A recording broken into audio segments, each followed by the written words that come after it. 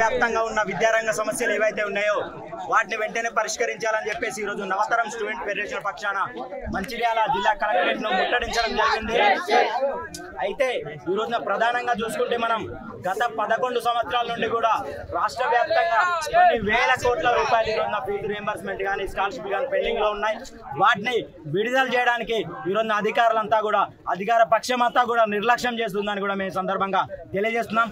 అయితే ఈ రోజు ముఖ్యమంత్రిగా ఉన్న మన రేవంత్ రెడ్డి గారు పిసిసి అధ్యక్షుడు ఉన్న సమయంలో వాళ్ళ మేనిఫెస్టోను విడుదల చేస్తూ కూడా ఒక మాట చెప్పడం జరిగింది.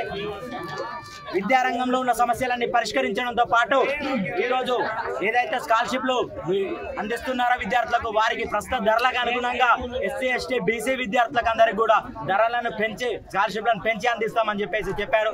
కాకపోతే ఈ రోజు కూడా ధరల స్కాలర్షిప్లను పెంచే మాట పక్కన పెడితే ఉన్న స్కాలర్షిప్లకు కూడా దిక్కులేమని చెప్పేసి మేము ఈ సందర్భంగా తెలియజేస్తున్నాం.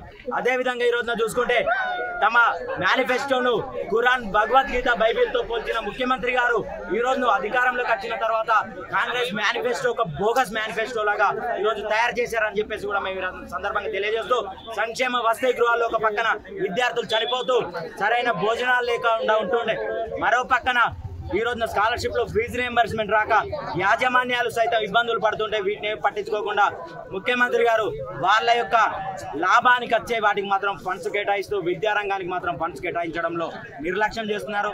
కొడంగల్ నియోజకవర్గానికి వేల కోట్లు, నా సొంత నియోజకవర్గం నన్నే ముఖ్యమంత్రిని చేశారు కాబట్టి నేను అభివృద్ధి చేసుకుంటా అని చెప్పేసి లక్షల కోట్లు తీసుకుపోతూ రాష్ట్ర వ్యాప్తంగా ఉన్న విద్యార్థులకు మాత్రం స్కాలర్షిప్లు ఇవ్వడానికి ఫీజు బకాయిల విడుదలకు ఫండ్స్ కేటాయించకపోవడం నిజంగా అన్యాయం.